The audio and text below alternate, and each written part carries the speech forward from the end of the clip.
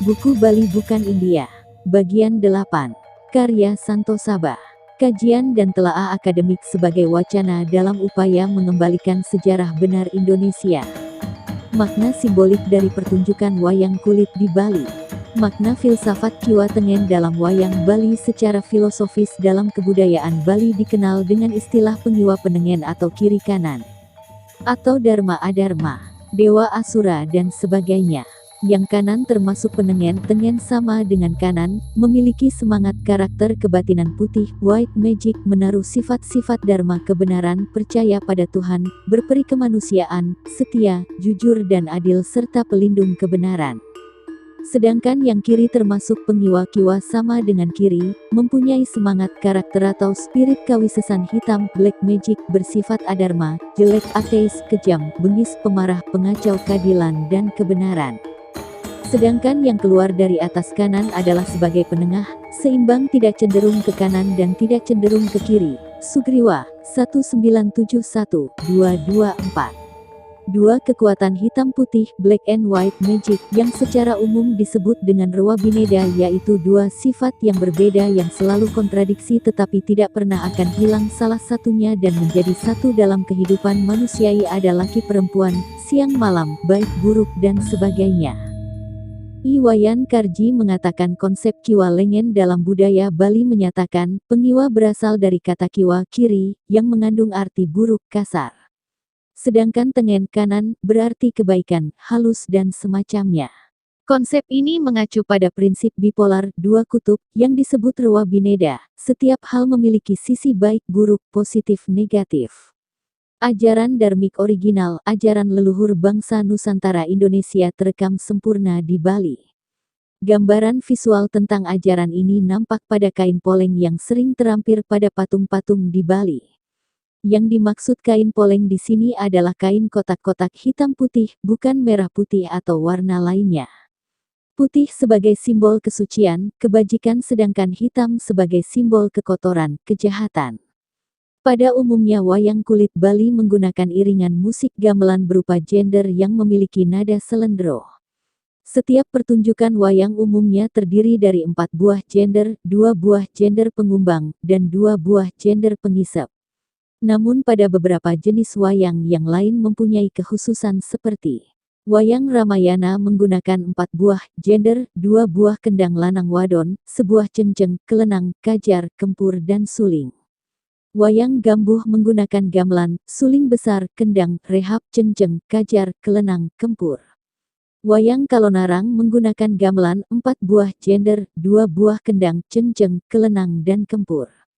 Gending-gending yang umum digunakan dalam pewayangan di Bali adalah pemungkah, yaitu tabuh gender. Waktu mulai membuka gedok, tutup gedok ditebah-tebah dengan tapak tangan si dalang 3 kali.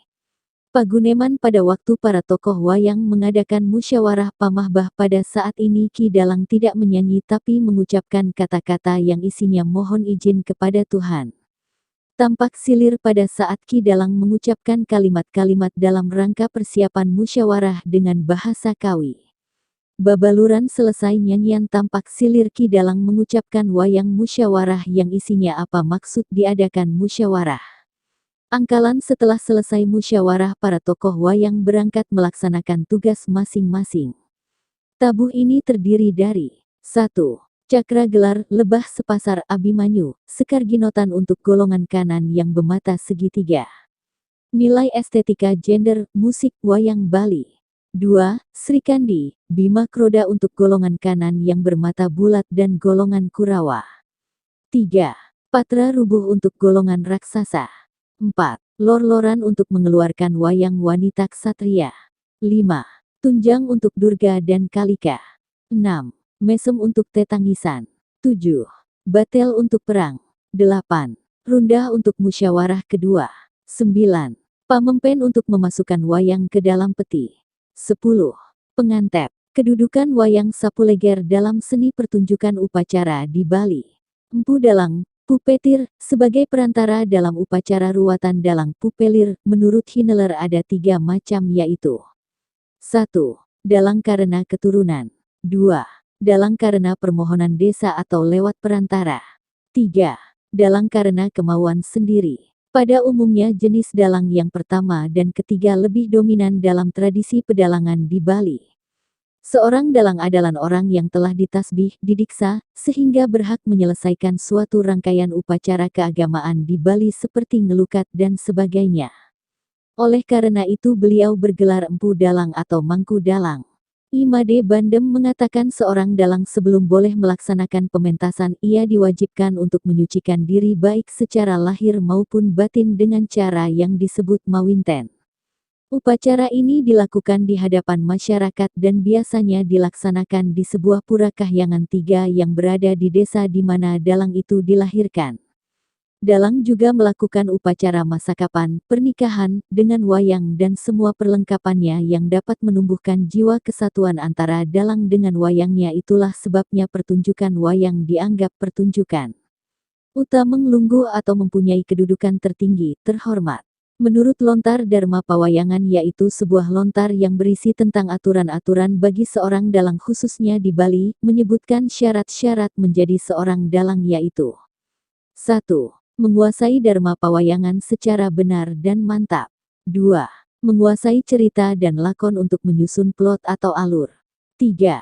Pandai bercerita, menguasai bahasa Kawi dan bahasa Bali untuk menyusun dialog dan monolog disebut nyapuleger. 4.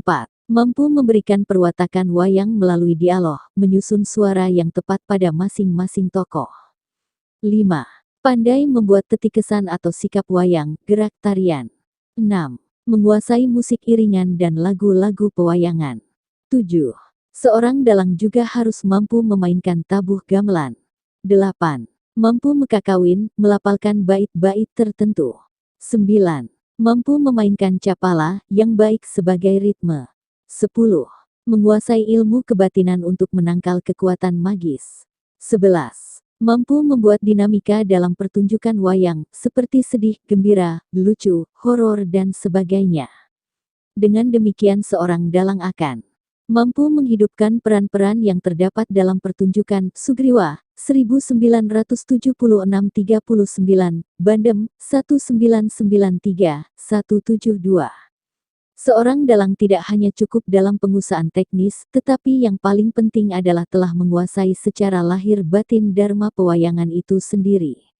Untuk memperjelas uraian ini kita lihat kutipan berikut. Amangku dalang, dadi kita angringgit, siapa kita nugraha, weruh kita ring Dharma Pewayangan.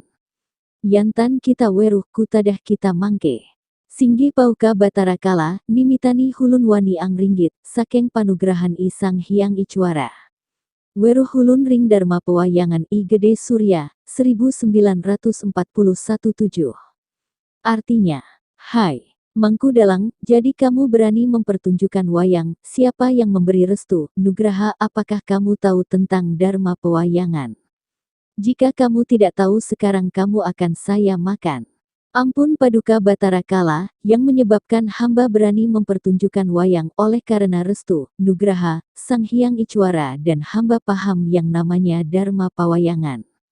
Jika kita simak percakapan di atas, maka seorang dalang tidak hanya dituntut berhasil memuaskan selera penonton, tetapi yang lebih penting adalah hubungan batin kepada Tuhan, agar apa yang dilakukan Mangku Dalang memiliki taksu inner power. Taksu itu sendiri dijelaskan sebagai sesuatu daya yang merupakan anugerah dari alam adikodrati, Sediawati, 1994-11. Dharma Pawayanagan itu sendiri lebih cenderung dikatakan sebagai pengetahuan yang bersifat spiritual, niskala, dibandingkan pengetahuan material, skala. Lakon yang digunakan sesuai dengan upacara yang dilaksanakan, misalnya upacara Dewa Yatnya mengambil lakon Mandara Giri atau Samudra Mantra dan Semaradana, upacara Pitra Yatnya mengambil lakon Bima Swarga dan Sudamala. Upacara Resi Yatnya mengambil lakon Sapta Resi, sedangkan upacara Buta Yatnya menggunakan lakon Bima Dadi Caru. Lakon yang akan dibahas adalah lakoni Sapuleger karena berkaitan dengan penelitian ini. Dikisahkan setelah Batara Ciwa mempunyai dua orang anak yakni Batara Kala dan Batara Kumara, keduanya lahir dalam wuku wayang. Batara Kala telah mendapat perintah dari Dewa Siwa untuk melahap setiap orang yang lahir pada wuku wayang, tumpek wayang. Ahimya adiknya yang bernama Kumara lahir pada Wuku Wayang, sehingga serta-merta Betara Kala ingin memangsanya, tetapi Siwa selalu punya akal. Makna wayang Sapuleger berkaitan dengan ajaran Dharma. Lakon dalam pementasan wayang lemah, Sapuleger sampai Ahimya karena merasa jengkel dengan Dewa Siwa, Betara Kala mengejar adiknya sampai kemanapun Kumara lari. Sampailah pada sebuah pementasan wayang, di mana si dalang sedang memainkan wayang ketika Kumara bersembunyi di dalam pelawah jender wayang, sambil menunggu adiknya muncul. Betara Kala secara tidak sengaja menyantap sesajen si dalang. Berdasarkan hal tersebut, si dalang bertanya kepada Betara Kala seraya mohon sesajen yang dimakan oleh Betara Kala diganti. Saat itulah Betara Kala memberi panugrahan kepada si dalang kelak kalau ada yang lahir pada Wuku Wayang, si dalang berhak meruat si bayi dan sebagai gantinya Betara Kala tidak akan memangsa si bayi asalkan disajikan sesajen seperti yang dilakukan oleh si dalang saat itu. Sejak inilah selalu dilakukan upacara engwatekin bagi bayi yang lahir pada Wuku Wayang atau Tumpek Wayang, wawancara dengan dalang.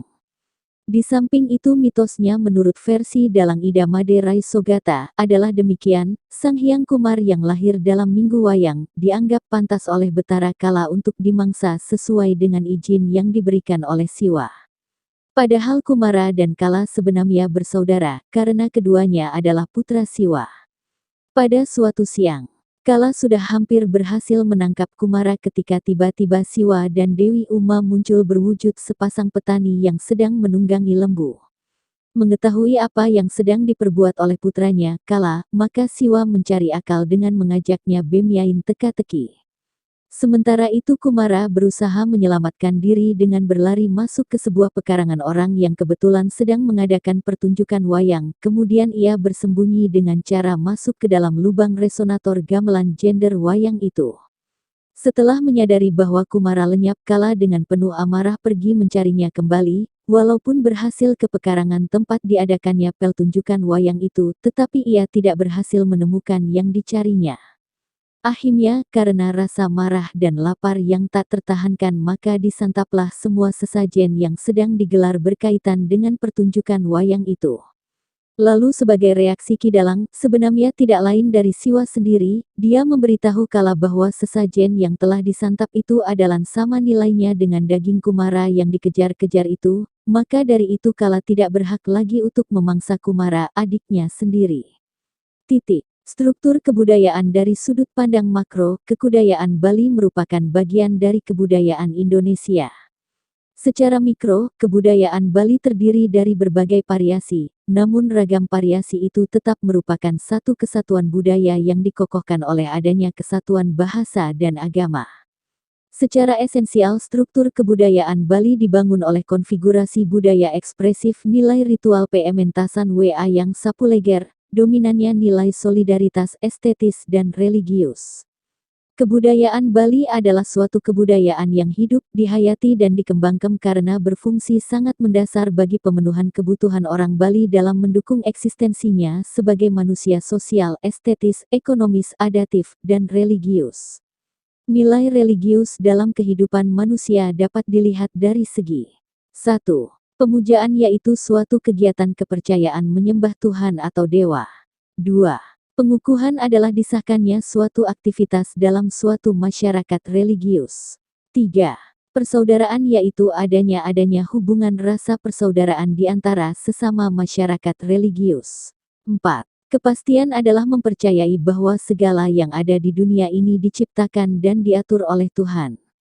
5. Harapan yaitu adanya suatu perasaan secara optimis bahwa dalam melakukan kegiatan keagamaan akan mendapat pahala dari Yang dipuja.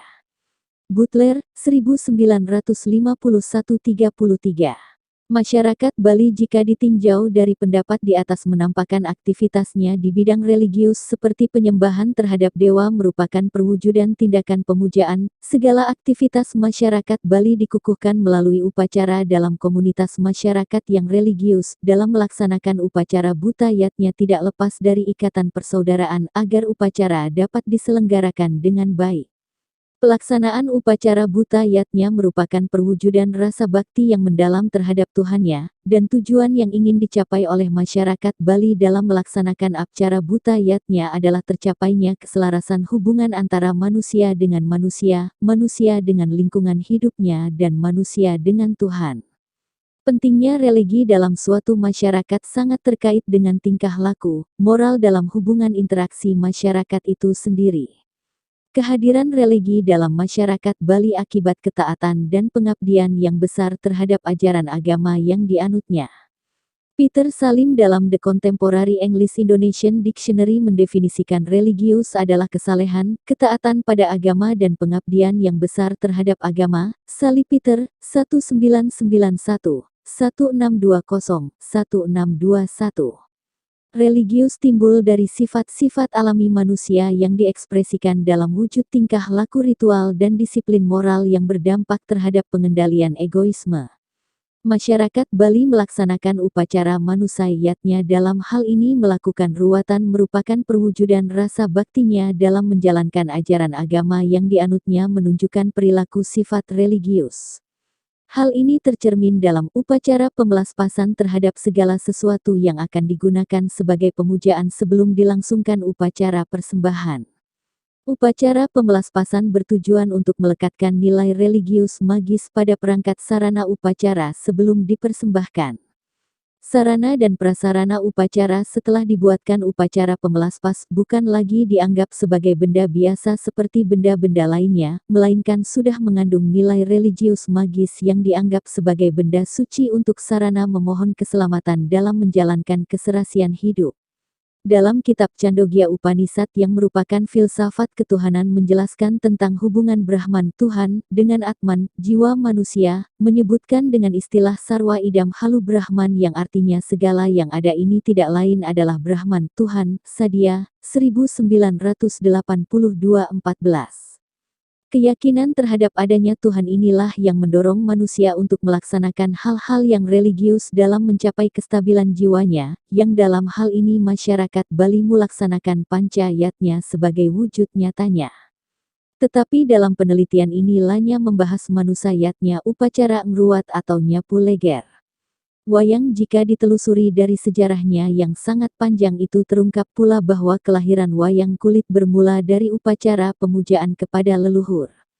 Menurut Sri Muljono dalam bukunya, Wayang, Asal-Usul, Filsafat dan Masa Depannya, menyebutkan bahwa teater wayang semula merupakan upacara yang berhubungan dengan kepercayaan untuk memuja hyang.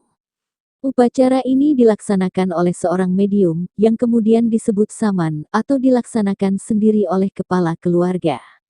Dalam kurun waktu berikutnya pekerjaan ini dilaksanakan oleh seorang yang memiliki keahlian khusus yang kini dikenal dengan sebutan dalang.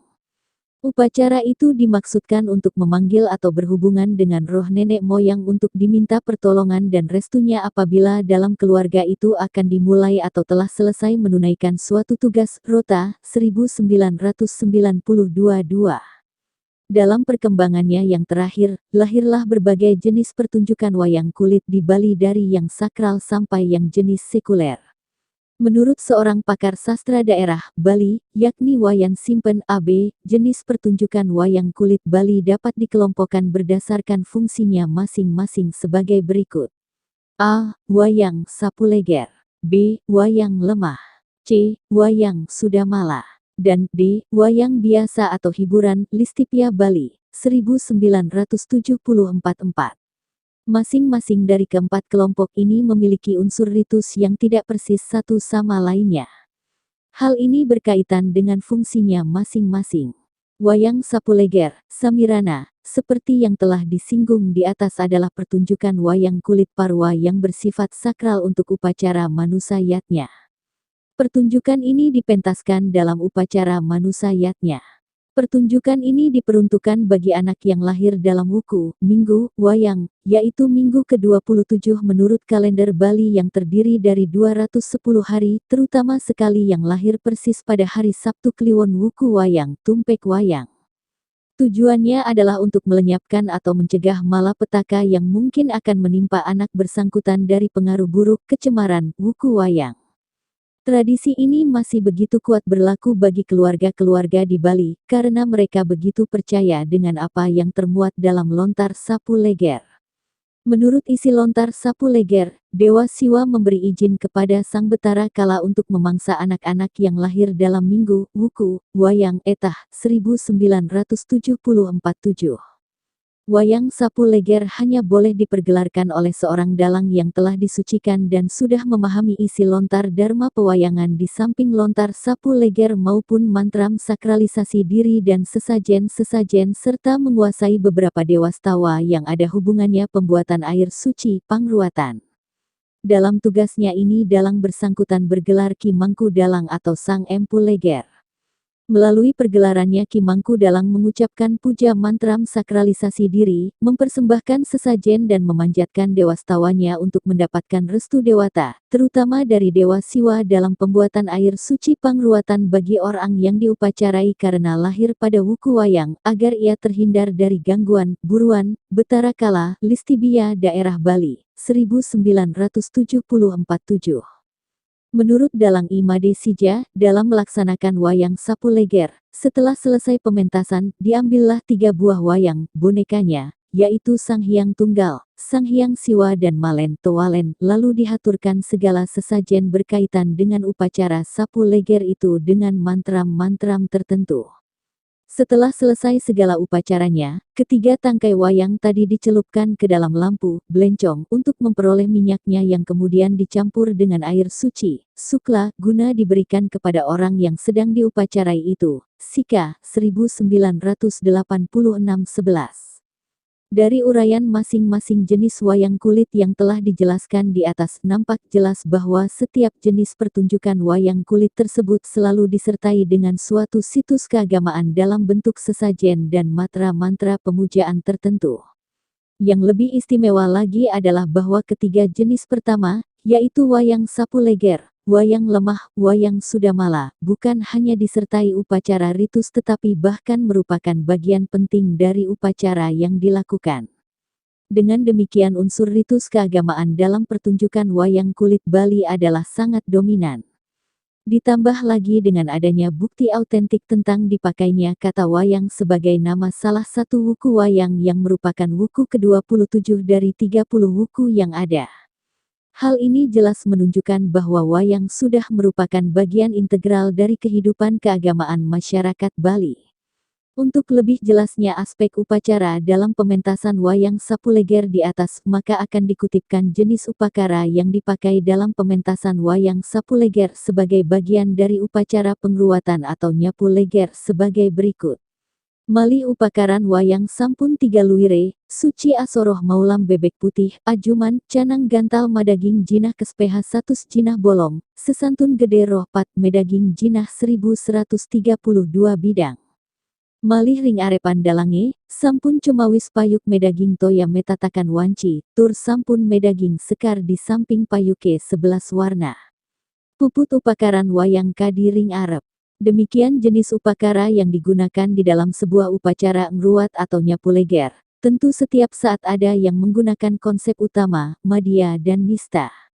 Namun secara umum apa yang tercantum dalam kutipan di atas merupakan sajen, banten, yang umumnya berlaku. Setelah diketahui jenis banten yang digunakan, maka selanjutnya akan dikutipkan mengenai tata cara pengruatan atau nyapu leger beserta mantranya sebagai berikut. Dalang Raris Nginkinang Jagi Makar Ya Toya Panyapuh Leger. Berdasarkan hasil pembahasan di atas, maka ada beberapa hal yang perlu digarisbawahi yang dapat ditarik sebagai sebuah simpulan. Adapun hal-hal yang dimaksud adalah sebagai berikut. 1. Seni dan agama di Bali khususnya dapat dikatakan seperti mata uang, meskipun memiliki 2 dimensi, namun memiliki kesatuan yang tak dapat dipisahkan satu sama lainnya. Hal ini bukan saja pada zaman sekarang, namun tradisi pertunjukan wayang telah dibuktikan berabad-abad yang lalu baik yang termuat dalam prasasti maupun tradisi tulis-menulis lainnya. Oleh karena itu pertunjukan wayang kulit di Bali berkaitan dengan sistem upadaca yang dianut dalam agama Bali, khususnya seni pertunjukan wayang yang berakitan dengan siklus hidup manusia. 2. Salah satu dari seni pertunjukan wayang yang sangat kental dengan nilai siklus hidup manusia yang telah disebutkan di atas adalah wayang Sapuleger. Wayang Sapuleger adalah berkaitan dengan sistem perhitungan kalender Bali, Wewaran, bagaimana seseorang memaknai hidupnya berdasarkan sistem hari baik dan hari buruk dalam kelahiran anak manusia. Pantangan dalam kelahiran seperti apa yang disebut di Bali dengan istilah lekat di tumpek wayange sebagai indikasi seseorang perlu melakukan penyupatan atau upacara ruwatan. 3.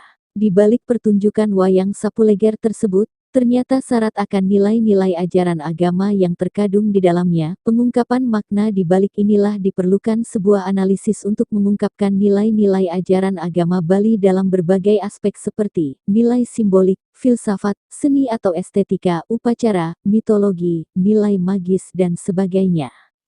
Terakhir tentu saja pengungkapan nilai-nilai ini tidak akan mampu memberikan nilai praktis manakala tidak kembali direnungkan di dalam benak kita masing-masing akan hakikat dari kekuatan Maha Tunggal yang disimbolkan oleh figur-figur kedewataan dalam pementasan wayang Sapuleger tersebut.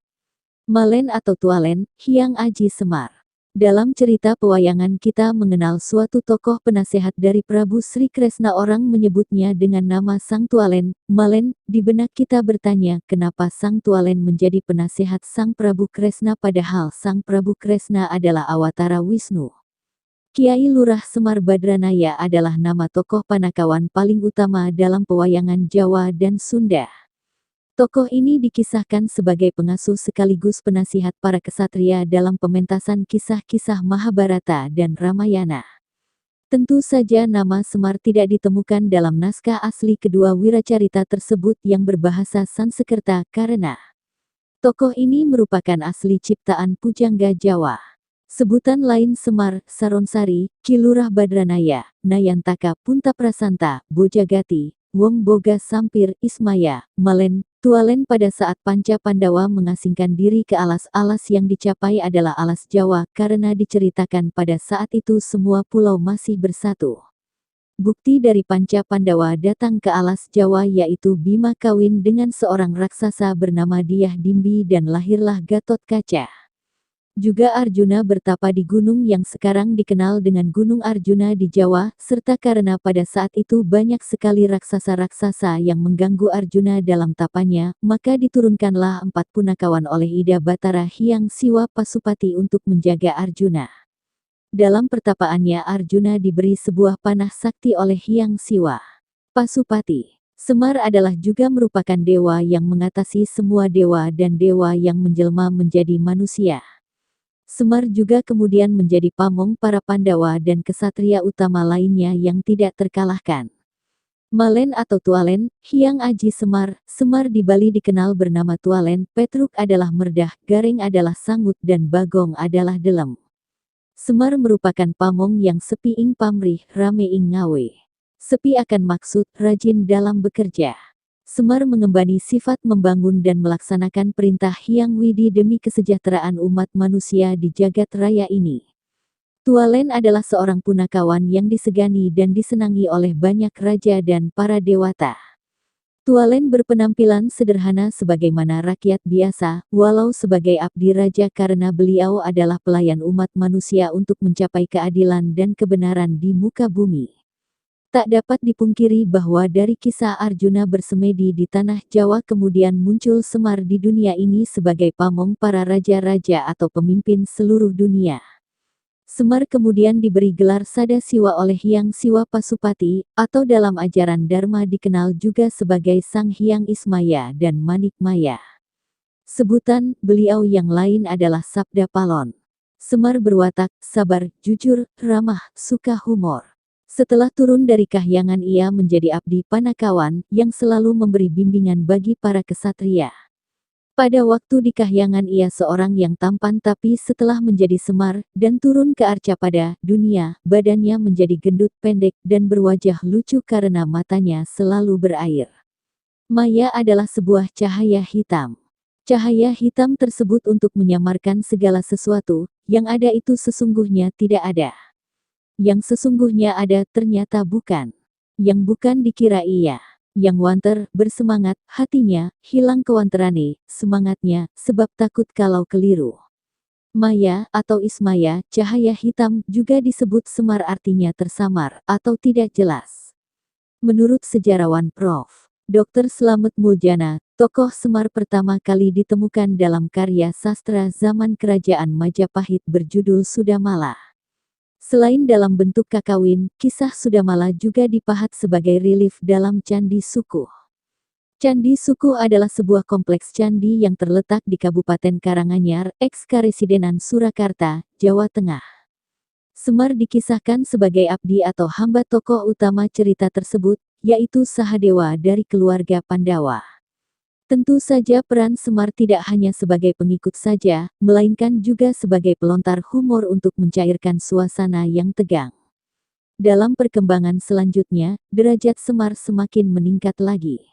Para pujangga Jawa dalam karya-karya sastra mereka mengisahkan Semar bukan sekadar rakyat jelata biasa, melainkan penjelmaan Batara Ismaya, kakak dari Batara Guru, raja para dewa. Terdapat beberapa versi tentang kelahiran atau asal-usul Semar. Namun semuanya menyebut tokoh ini sebagai penjelmaan dewa. Dalam naskah Serat Kanda dikisahkan, penguasa Kahyangan bernama Sang Hyang Nurasa memiliki dua orang putra bernama Sang Hyang Tunggal dan Sang Hyang Menang. Karena Sang Hyang Tunggal berwajah jelek, maka tahta Kahyangan pun diwariskan kepada Sang Hyang Menang. Dari Sang Hyang Menang kemudian diwariskan kepada putranya. Sejarah Malen atau Tualen, Hyang Aji Semar. Asal-usul Malen atau Tualen, Hyang Aji Semar, bernama Batara Guru. Sang Hyang Tunggal kemudian menjadi pengasuh para kesatria keturunan Batara Guru, dengan nama Semar. Dalam naskah Paramayoga dikisahkan, Sang Hyang Tunggal adalah anak dari Sang Hyang Menang. Sang Hyang Tunggal kemudian menikah dengan Dewi Rakti, seorang putri Raja Jin Kepiting bernama Sang Hyang Yuyut. Dari perkawinan itu lahir sebutir mustika berwujud telur yang kemudian berubah menjadi dua orang pria. Keduanya masing-masing diberi nama Ismaya untuk yang berkulit hitam, dan Manikmaya untuk yang berkulit putih. Ismaya merasa rendah diri sehingga membuat Sang Hyang Tunggal kurang berkenan. Tahta Kahyangan pun diwariskan kepada Manikmaya, yang kemudian bergelar Batara Guru. Sementara itu Ismaya hanya diberi kedudukan sebagai penguasa alam Sunyaruri, atau tempat tinggal golongan makhluk halus. Putra sulung Ismaya yang bernama Batara Wungkuham memiliki anak berbadan bulat bernama Janggan Semarasanta, atau disingkat Semar. Ia menjadi pengasuh keturunan Batara Guru yang bernama Resi Manumanasa dan berlanjut sampai ke anak cucunya. Dalam keadaan istimewa, Ismaya dapat merasuki Semar sehingga Semar pun menjadi sosok yang sangat ditakuti, bahkan oleh para dewa sekalipun. Jadi menurut versi ini, Semar adalah cucu dari Ismaya. Semar atau Ismaya, diberi beberapa gelar yaitu, Batara Semar, Batara Ismaya, Batara Iswara, Batara Samara, Sang Hyang Jagatwungku, Sang Hyang Jatiwasesa, Sang Hyang Suryakanta. Ia diperintahkan untuk menguasai alam Sunyaruri, atau alam kosong, tidak diperkenankan menguasai manusia di alam dunia. Di alam Sunyaruri, Batara Semar dijodohkan dengan Dewi Sanggani putri dari Sang Hyang Hening. Dari hasil perkawinan mereka, lahirlah 10 anak, yaitu, Batara Wungkuam atau Sang Hyang Bongkoan, Batara Siwah, Batara Wurahaspati, Batara Yamadipati, Batara Surya, Batara Chandra, Batara Kwera, Batara Tamburu, Batara Kamajaya dan Dewi Sarmanasiti. Dalam naskah Purwakanda dikisahkan, Sang Hyang Tunggal memiliki 4 orang putra bernama Batara Puguh, Batara Punggung, Batara Manan, dan Batara Samba. Suatu hari terdengar kabar bahwa tahta Kahyangan akan diwariskan kepada Samba. Hal ini membuat ketiga kakaknya merasa iri. Samba pun diculik dan disiksa hendak dibunuh. Namun perbuatan tersebut diketahui oleh ayah mereka. Sang Hyang Tunggal pun mengutuk ketiga putranya tersebut menjadi buruk rupa. Puguh berganti nama menjadi Togok sedangkan Punggung menjadi Semar. Keduanya diturunkan ke dunia sebagai pengasuh keturunan Samba, yang kemudian bergelar Batara Guru. Sementara itu Manan mendapat pengampunan karena dirinya hanya ikut-ikutan saja. Manan kemudian bergelar Batara Narada dan diangkat sebagai penasihat Batara Guru. Dalam naskah Purwacarita dikisahkan, Sang Hyang Tunggal menikah dengan Dewi Rekatawati putra Sang Hyang Rekatatama. Dari perkawinan itu lahir sebutir telur yang bercahaya.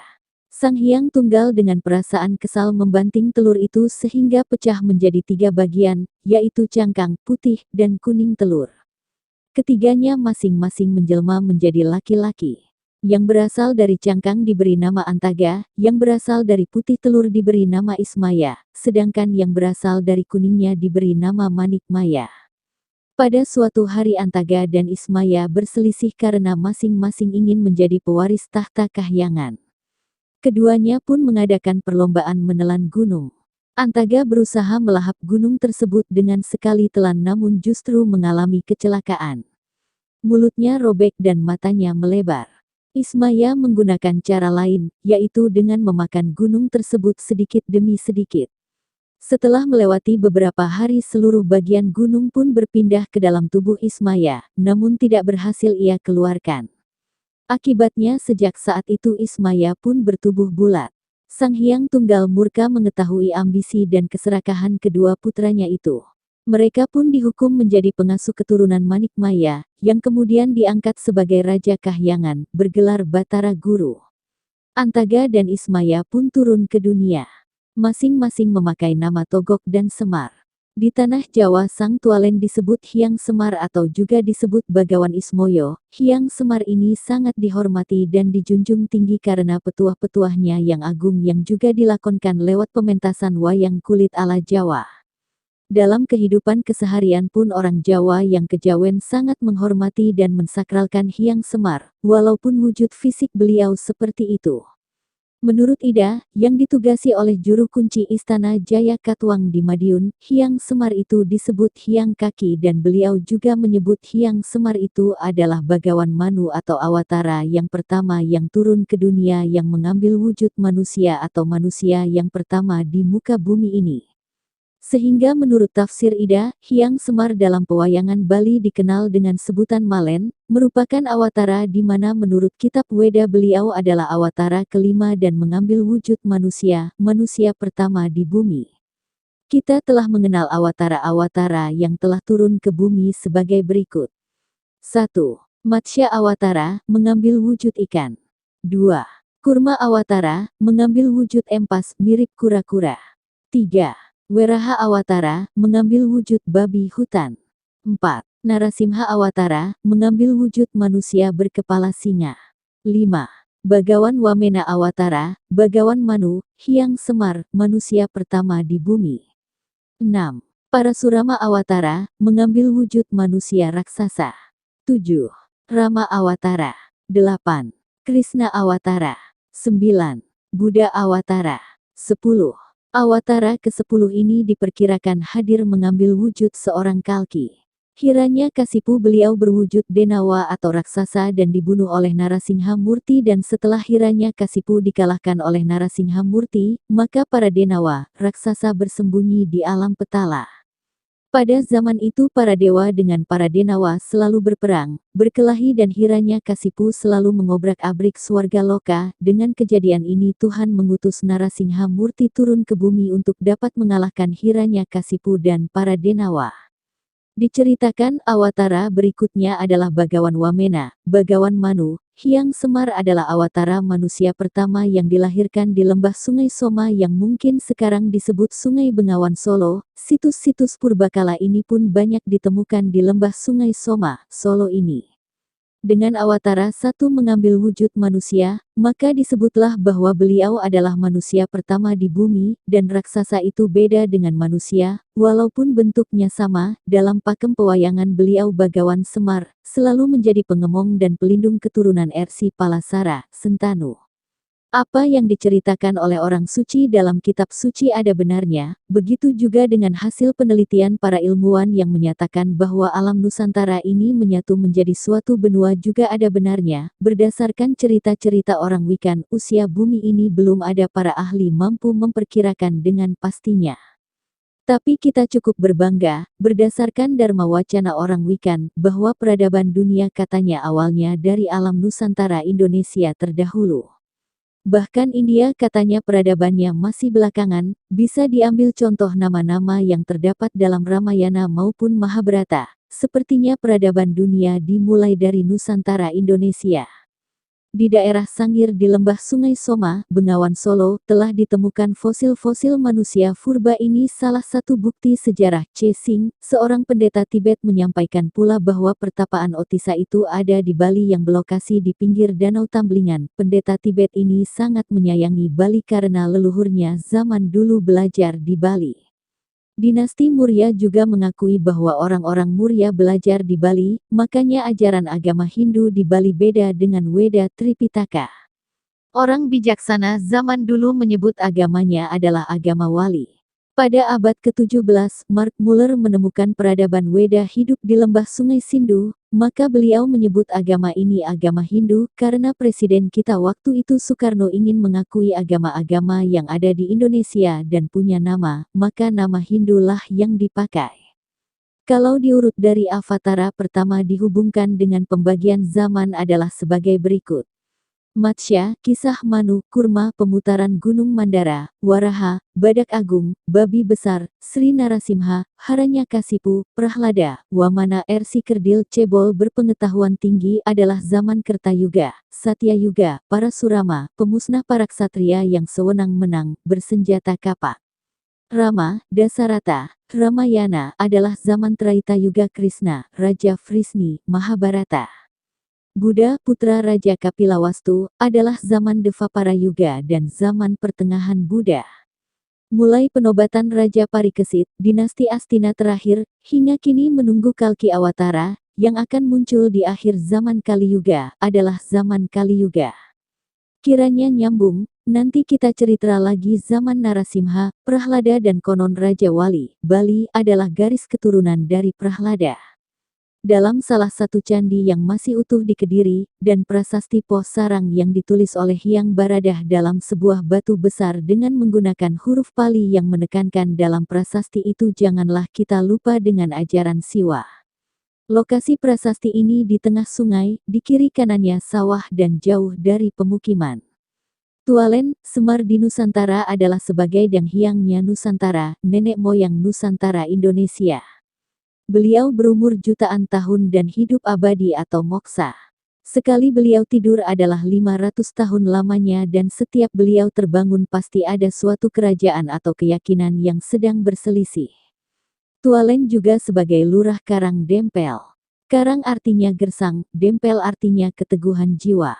Rambut beliau menguncung, rambutnya memberitahukan kepada umat manusia, Akuning Sang Kuncung artinya adalah akulah sebagai kepribadian pelayan umat manusia. Kain beliau bernama Parangkusumorojo yang artinya perwujudan Dewanggowantah. Menuntun umat manusia agar mencapai Memayuhayuning Bawono. Yang artinya, terjadinya keadilan dan kebenaran di muka bumi. Jadi sesungguhnya Semar itu hampir sama tugasnya dengan Ibu Dewi Kuan Im, yaitu bila mana umat manusia belum mencapai kebahagiaan maka beliau tidak akan pergi ke alam nirwana atau alam siwa Buddha. Gambar kaligrafi Jawa tersebut bermakna, Bojo Sira Arsa Mardika Mardikan Acua Samar Sumingkiring Dur Kamurkan Mardika. Artinya merdekanya jiwa dan sukma. Maksudnya dalam keadaan tidak dijajah oleh hawa nafsu dan keduniawian agar dalam menuju kematian sempurna tak ternodai oleh dosa. Manusia Jawa yang sejati dalam membersihkan jiwa. Ora kebanda ingkadonyan ora samar marang bisane sirna durka murkamu artinya, dalam menguji budi pekerti secara sungguh-sungguh akan dapat mengendalikan dan mengarahkan hawa nafsu menjadi suatu kekuatan menuju kesempurnaan hidup. Jadi umat manusia dituntun oleh Tualen agar terlepas dari segala penderitaan dan mencapai moksa. Tualen sebagai perlambang ngelmu gaib atau simbolnya alam gaib. Kasampurnaning pati. Beliau tidak akan pernah mati karena beliau sudah mencapai kesempurnaan. Jadi singkat cerita tentang Tualen, Hyang Semar atau nenek moyang Nusantara Indonesia ini atau Dang Hyangnya Nusantara adalah yang mengemban tugas untuk mempersatukan umat dari masalah-masalah kerohanian. Pasangan punakawan dalam pewayangan Jawa Tengah, Semar selalu disertai oleh anak-anaknya, yaitu Gareng, Petruk, dan Bagong. Namun sesungguhnya ketiganya bukan anak kandung Semar. Gareng adalah putra seorang pendeta yang mengalami kutukan dan terbebas oleh Semar. Petruk adalah putra seorang raja bangsa Gandarwa. Sementara Bagong tercipta dari bayangan Semar berkat sabda sakti Resi Manumanasa. Semar pralambang ngelmu gaib Kasampurnaning Pati. Dalam pewayangan Sunda urutan anak-anak Semar adalah Cepot, Dawala, dan Gareng. Sementara itu, dalam pewayangan Jawa Timuran, Semar hanya didampingi satu orang anak saja, bernama Bagong, yang juga memiliki seorang anak bernama Besut. Tualen sama dengan tualen orang tua berbeda, atau malen merupakan salah satu tokoh punakawan, bahasa Bali Parekan, dalam tradisi pewayangan di Bali. Karakternya mirip dengan Semar dalam pewayangan Jawa. Dalam tradisi pewayangan Bali, tualen digambarkan seperti orang tua berwajah jelek, kulitnya berwarna hitam, namun di balik penampilannya tersebut, hatinya mulia, perilakunya baik, tahu sopan santun, dan senang memberi petuah bijak. Dalam tradisi pewayangan Bali umumnya, tualen memiliki anak bernama Merdah. Selain itu ada punakawan lainnya yaitu Delem dan Sangut. Mereka berempat termasuk tualen, merupakan punakawan yang sangat terkenal di kalangan masyarakat Bali. Semua memiliki karakter khusus yang mewakili sifat asli manusia. Ada juga yang menghubungkan dengan keberadaan Sang Catur Sanak Kandapat. Panakawan, pana artinya tahu, kawan artinya teman. Panakawan artinya, tahu apa yang harus dilakukan ketika mendampingi tuannya, majikannya, dalam keadaan suka dan duka penuh cobaan dan godaan untuk menuju arah kemuliaan. Semar dalam bahasa Jawa, filosofi Jawa, disebut Badranaya. Bebadra sama dengan membangun sarana dari dasar naya sama dengan nayaka sama dengan utusan Mang Rasul. Artinya, mengemban sifat membangun dan melaksanakan perintah Tuhan, Hyang Jagat Karana, demi kesejahteraan manusia. Javanologi, Semar sama dengan Haseming samar-samar harafiah. Sang penuntun makna kehidupan Semar tidak lelaki dan bukan perempuan, tangan kanannya ke atas dan tangan kirinya ke belakang. Maknanya, sebagai pribadi tokoh Semar hendak mengatakan simbol Sang Maha Tunggal. Sedang tangan kirinya bermakna berserah total dan mutlak serta sekaligus simbol keilmuan yang netral namun simpatik. Domisili Semar adalah sebagai lurah Karang Dempel. Karang sama dengan gersang, Dempel sama dengan keteguhan jiwa. Rambut Semar kuncung, Jarwadasa, peribahasa Jawa kuno, maknanya hendak mengatakan akuning sang kuncung sama dengan sebagai kepribadian pelayan. Semar sebagai pelayan mengejawantah melayani umat tanpa pamrih untuk melaksanakan ibadah amaliyah sesuai dengan sabda ilahi. Semar berjalan menghadap ke atas maknanya, dalam perjalanan anak manusia perwujudannya ia memberikan teladan agar selalu memandang ke atas, Sang Pasupati, yang maha pengasih serta penyayang umat. Kain Semar Parangkusumorojo, perwujudan Dewonggowantah untuk menuntun manusia agar memayuhayuning bawono, menegakkan keadilan dan kebenaran di bumi. Semar memiliki bentuk fisik yang sangat unik, seolah-olah ia merupakan simbol penggambaran jagat raya. Tubuhnya yang bulat merupakan simbol dari bumi, tempat tinggal umat manusia dan makhluk lainnya. Tualen, malen, Semar selalu tersenyum tapi bermata sembab. Penggambaran ini sebagai simbol suka dan duka. Wajahnya tua tapi potongan rambutnya bergaya kuncung seperti anak kecil, sebagai simbol tua dan muda. Ia berkelamin laki-laki tapi memiliki payudara seperti perempuan, sebagai simbol pria dan wanita. Ia penjelmaan dewa tetapi hidup sebagai rakyat jelata, sebagai simbol atasan dan bawahan. Bentuk fisik malen atau tualen, Hyang Aji Semar, Semar memiliki bentuk fisik yang sangat unik, seolah-olah ia merupakan simbol penggambaran jagat raya. Tubuhnya yang bulat merupakan simbol dari bumi, tempat tinggal umat manusia dan makhluk lainnya. Semar berprofil berdiri sekaligus jongkok. Semar tak pernah menyuruh namun memberikan konsekuensi atas nasihatnya. Di dalam cerita pewayangan, Semar adalah putra Sang Hyang Wisesa. Ia diberi anugerah mustika Manik Astagina, yang mempunyai 8 daya, yaitu 1. Tidak pernah lapar. 2. Tidak pernah mengantuk. 3. Tidak pernah jatuh cinta. 4. Tidak pernah bersedih. 5. Tidak pernah merasa capek. 6. Tidak pernah menderita sakit. 7. Tidak pernah kepanasan. 8. Tidak pernah kedinginan. Kedelapan daya tersebut diikat pada rambut yang ada di ubun-ubun atau kuncung. Kebudayaan Jawa telah melahirkan religi dalam wujud kepercayaan terhadap Tuhan Yang Maha Esa, yaitu adanya wujud tokoh Wayang Semar, jauh sebelum masuknya kebudayaan Hindu, Buddha dan Islam di tanah Jawa. Di kalangan spiritual Jawa, tokoh Wayang Semar ternyata dipandang bukan sebagai fakta historis tetapi lebih bersifat mitologi dan simbolis tentang keesaan, yaitu suatu lambang dari pengejawantahan ekspresi, persepsi dan pengertian tentang ilahi yang menunjukkan pada konsepsi spiritual. Pengertian ini tidak lain hanyalah suatu bukti yang kuat bahwa orang Jawa sejak zaman prasejarah adalah religius dan berketuhanan Yang Maha Esa. Dari tokoh Semar wayang ini akan dapat dikupas, dimengerti dan dihayati sampai di mana wujud religi yang telah dilahirkan oleh kebudayaan Jawa. Semar merupakan tokoh pewayangan ciptaan pujangga lokal. Meskipun statusnya hanya sebagai abdi, namun keluhurannya sejajar dengan Prabu Kresna dalam kisah Mahabharata.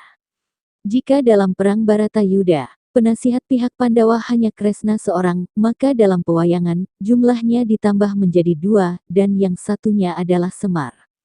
Keistimewaan Malen atau Tualen, Hyang Aji Semar, Semar dalam karya sastra hanya ditampilkan sebagai pengasuh keturunan Resi Manumanasa, terutama para Pandawa yang merupakan tokoh utama kisah Mahabharata. Namun dalam pementasan wayang yang bertemakan Ramayana, para dalang juga biasa menampilkan Semar sebagai pengasuh keluarga Sri Rama ataupun Sugriwa. Seolah-olah Semar selalu muncul dalam setiap pementasan wayang, tidak peduli apapun judul yang sedang dikisahkan. Dalam pewayangan, Semar bertindak sebagai pengasuh golongan kesatria, sedangkan Togok Delem sebagai pengasuh kaum raksasa. Dapat dipastikan anak asuh Semar selalu dapat mengalahkan anak asuh Togok. Hal ini sesungguhnya merupakan simbol belaka. Semar merupakan gambaran perpaduan rakyat kecil sekaligus dewa kahyangan. Jadi, apabila para pemerintah, yang disimbolkan sebagai kaum kesatria asuhan Semar, mendengarkan suara rakyat kecil yang bagaikan suara Tuhan, maka negara yang dipimpinnya pasti menjadi negara yang unggul dan sentosa. Kandapat adalah Panakawan, 5 Pancer adalah kesatria. Posisi Pancer berada di tengah, diapit oleh 4 saudara. Ilmu Kandapat lahir dari konsep penyadaran akan awal mula manusia diciptakan dan tujuan akhir hidup manusia, sangkan paraning dumadi, moksa. Itulah ajaran dharmik original. Awal mula manusia diciptakan diawali dari saat-saat menjelang kelahiran. Sebelum sang bayi dalam konteks ini adalah Pancer, lahir dari rahim ibu, yang muncul pertama kali adalah rasa cemas si ibu. Rasa cemas itu dinamakan Kakang Barep. Kemudian pada saat menjelang bayi itu lahir, keluarlah cairan bening atau banyu kawah sebagai pelicin untuk melindungi si bayi agar proses kelahiran lancar dan kulit bayi yang lembut tidak lecet atau terluka. Banyu kawah itu disebut Kakang Kawah. Setelah bayi lahir akan disusul dengan keluarnya ari-ari dan darah. Ari-ari disebut adi ari-ari dan darah disebut adi wuragil. Ilmu Kandapat memberi tekanan bahwa manusia dilahirkan ke dunia ini tidak sendirian. Ada 4 saudara yang mendampingi. Pancer adalah suksma sejati dan sedulur papat adalah raga sejati. Bersatunya suksma sejati dan raga sejati melahirkan sebuah kehidupan. Hubungan antara Kandapat dalam kehidupan digambarkan dengan seorang sais mengendalikan sebuah kereta, ditarik oleh 4 ekor kuda yang berwarna merah, hitam, kuning dan putih. Sais kereta melambangkan kebebasan untuk memutuskan dan berbuat sesuatu. Kuda merah melambangkan energi, semangat. Kuda hitam melambangkan kebutuhan biologis, kuda kuning melambangkan kebutuhan rohani dan kuda putih melambangkan keheningan, kesucian. Sebagai sais, tentunya tidak mudah mengendalikan 4 kuda yang saling berbeda sifat dan kebutuhannya. Jika sang sais mampu mengendalikan dan bekerja sama dengan keempat ekor kudanya dengan baik dan seimbang, maka kereta akan berjalan lancar sampai ke tujuan akhir, sang sangkan paraning dumadi. Malen atau Tualen, Hyang Aji Semar, simbolisasi ksatria dan 4 abdinya, serupa dengan Ngelmu, sedulur papat 5 Pancer atau dalam kesusastraan Bali disebut dengan Kandapat. Berlanjut ke bagian 9. Bai Santo Sabah.